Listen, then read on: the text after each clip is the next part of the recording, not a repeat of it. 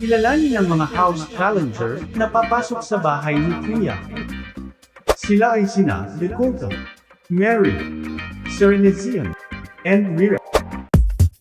Ano kaya ang gagawin nila sa bahay?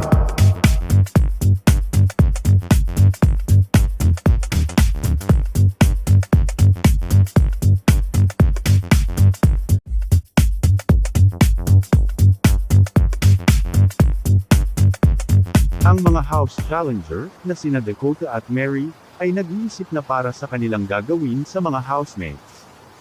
Yes, the revenge. Gusto ko po matest ang kanilang tiwala sa isa't isa, kaya ang naisip ko po na sabihin ni Kuya sa kanila, kung sino ang fake housemates, tapos huhulaan nila, pero wala naman talaga pong fake na housemates. Ako na bahala sa attitude. Pwede tayong magpatas ng group sa kanila. After that game, tatanong tayo sa kanila, kung sino yung hindi masyadong umaambag, or walang ginawa. Bakit magbibigay tayo? Dapat magpanggap tayo na kukunin natin spot nila. Ang mga housemates naman ay abala sa pagluluto.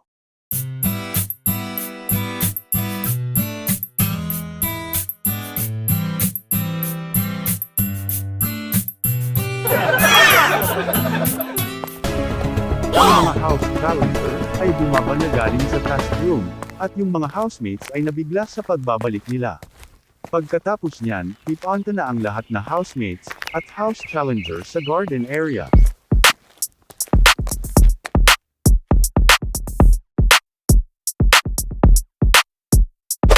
Welcome back, Mary at Dakota. What's up, housemates? We're back to take your spots. Get ready. Minsan na ako nagsisi na umalis pero, ngayon na binigyan ako ng chance, aagawin ko ang spots nyo. Walang friendship pagdating dito.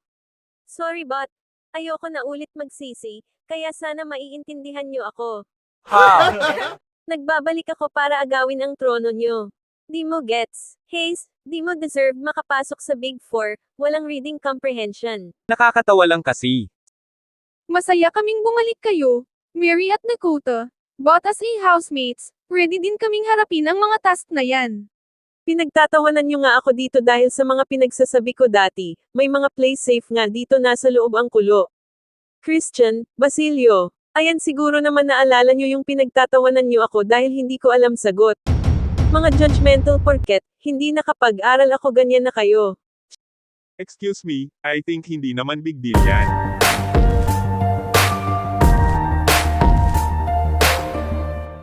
Siyempre, ikaw baka bukas ma-evict ka na kasi play safe ka. We are all here to be safe, so it means lahat talaga tayo pa play safe. Okay, awat na. Hi guys, no offense po pero, bumalik ba kayo para i-open ang saman ng loob? Guys, bumalik kayo para i-challenge po kami, para isukat pa kung ano ang makakaya namin. Not to start a scene, not to cause a gulo. Salamat, don't get mad po, Mary and Dakota. Sa totoo lang po kuya, naiinis po ako sa kanila. Even Mary po, ang kilala ko dyan soft-hearted, sa akin yan lagi nag-share ng mga problema niya, and nagulat lang ako sa pinakita niyang ugali kanina. Lagi kong nire-remind sa ibang housemates na calm lang, huwag magpapa-apekto kasi mas may karapatan kami sa spot namin pero kasi kuya hindi ko maiwasang mainis, nawala yung pasensya po, sorry po sa words pero pinagmukha po nila kaming tanga. Yes, they're house challengers, their job is to challenge. And maybe steal our spot but we are housemates, ang may mas karapatan sa iniingatan naming spot. Pero okay na kuya, sa upcoming tasks po, we will show them our true worth. Abangan bukas. Pumasok na ang dalawang house challenger, na sina Serene at Rhea. Ito ba yung bahay ni kuya? Ang pangit naman. You have the audacity to use the name of God, tas ganyan ang ugali mo. You even insult people, you don't deserve to call him Lord.